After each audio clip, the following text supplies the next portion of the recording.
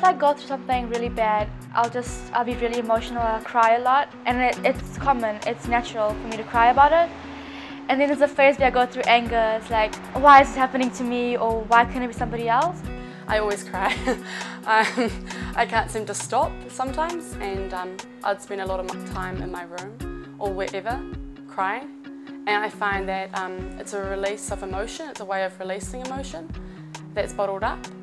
And it works better than screaming or yelling for me, because some people scream or yell, and I cry. I think taking care of yourself is, in an emotional way, is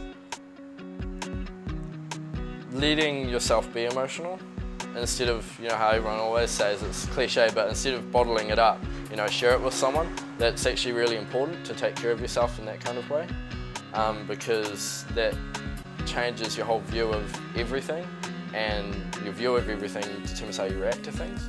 I think the first thing that I had a problem with was containing my problems and keeping them to myself, which I found it a whole lot harder to deal with because no one else would know what's wrong, so no one else would know what I need. So I found that if I was able to get it off my chest, find someone I could trust to talk to, it'd be a lot easier to deal with the problem. Unless I'm really confident and know the person, then I'm probably one to bottle things up. And that was sort of at church, I've sort of had expectations, you should be this, you should be that. And then at school, I go to school and they're like, yeah, you should do this, you should be that. And I've always sort of wanted to sort of, you know, I've always sort of tried to be what people were trying to expect me to be.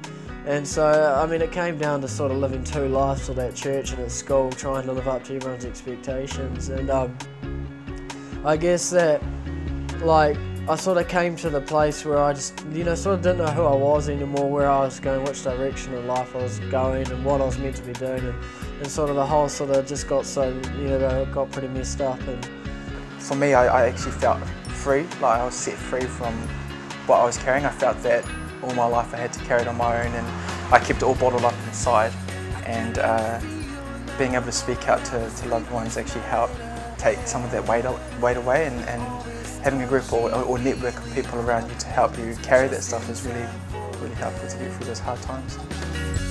You say to open up and that emotions run so deep. You say to talk about my feelings, but I'm feeling I just wanna shut up and sleep. You say to talk about my feelings, but I'm feeling I just wanna shut up and sleep.